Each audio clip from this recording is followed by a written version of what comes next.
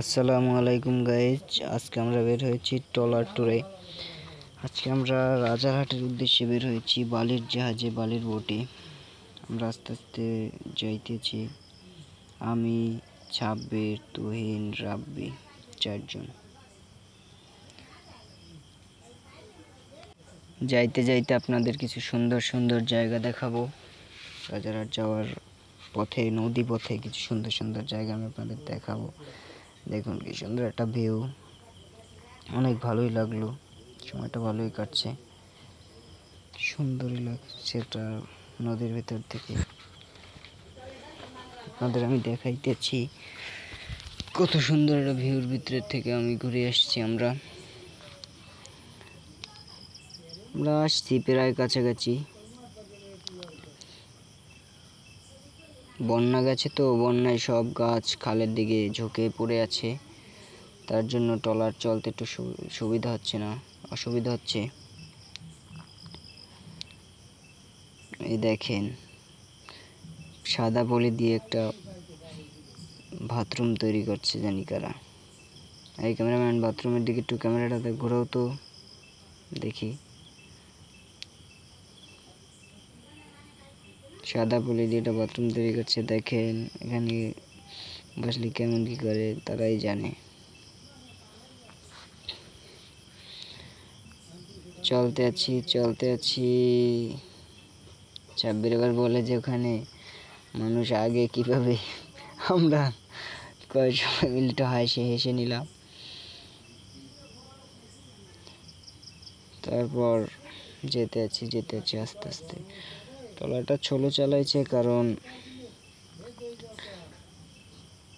নদী খালের ভিতরে অনেক গাছ এসে পড়ে ছিল, একটু ফর্সা জায়গা পেয়ে একটু জোরে টান দিচ্ছে।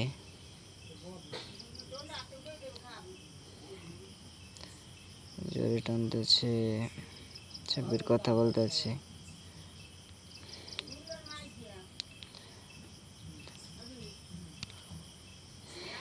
আমরা প্রায় এসে পড়েছি কাছাকাছি। নতুন অবদা বাজছে, ওখানে আমরা আপনাদের দেখাবো। মানে রাজারহাট থেকে নতুন অবদার রাস্তা, খালের বেড়িবাঁধ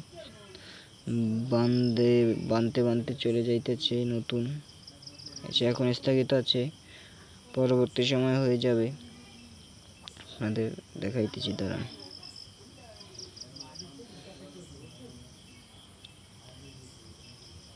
এসেছি বাটা এরিয়া রাজারহাটের, আমরা প্রায় কাছাকাছি এসে গেছি রাজারহাটের।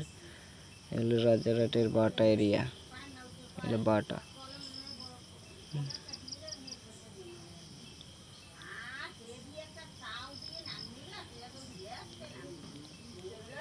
দেখছেন কি সুন্দর একটা ভিউ। সব মিলিয়ে অনেক ভালোই লাগছে, অনেক সুন্দর একটা সময় কাটাইছি আমরা সবাই। এবার আমাদের সামনে একটা তার বেজেছে, 26 তারটাকে সরিয়ে দেবে। তারপর একটা খামা গালি দিয়েছে যে খালের ভিতরে তার আছে কি, বলি যে গালাগালি করা ভালো না, বন্যায় হয় পড়ে আছে ওরকমের ভাবে। 26 তারটাকে জায়গায় ধরছে, সুন্দর মতো চলে গেছে ট্রলারটা। তো আমরা আস্তে আস্তে পুরোপুরি রাজারহাটের দিকে এসে পড়ছি।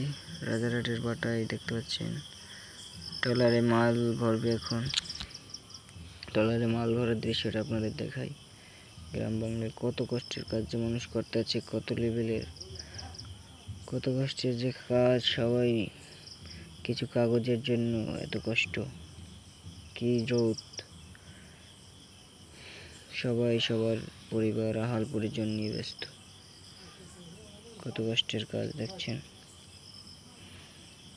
তো আপনাদের নতুন অবদাটা দেখানো হয় নাই, আমি বলছিলাম যে আপনাদের নতুন অবদা দেখাবো। আপনার কাজ চলছে, এই দেখুন নতুন অবদা, এই কাজ হয়ে আছে। এই বেড়িবাঁধের লাস্ট সীমানা হলো এই, এখান থেকে সব গেছে, এরপর আবার শুরু হবে কিছুদিনের ভিতরেই। আমরা বলতে বলতে বলতে কথা বলতে বলতে আমরাও রাজারহাট এসে পৌঁছে গেছি।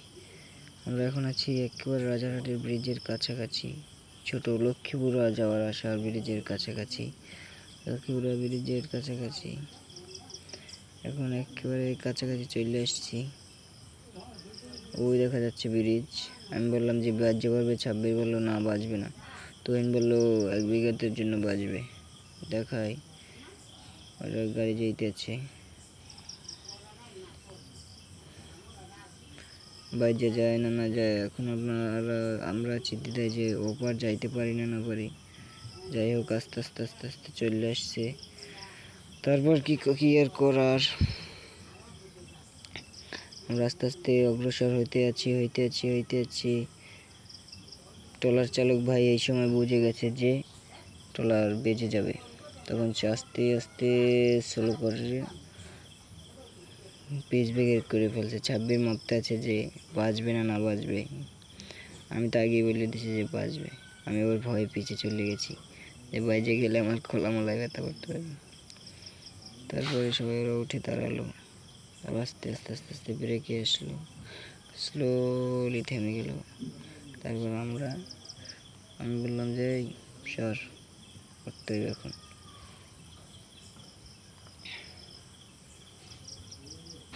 আস্তে আস্তে আস্তে আস্তে এসে থেমে গেছে, দেখতে পাচ্ছেন।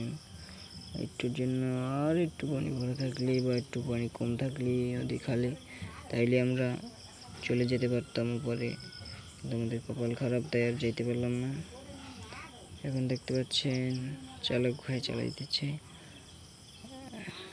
উঠে যা, এবার ওঠাবা, আর উঠুন, যাইতেছি। এই ওঠ, তুই নোট, সর। তুই এবার আমার আগে উঠতে গেল তুই। তারপরে এবার আমি উঠলাম, আমি উঠা তারপর আমি ডাকলাম যে 26 ওঠ, আর যাইবে না। এই পর্যন্তই, স্টপ, শেষ। তো এই ছিল আজকে আমাদের ব্লগ। পরবর্তী ভালো ভালো ব্লগ পেতে আমাদের চ্যানেলটা সাবস্ক্রাইব করে রাখবেন সবাই।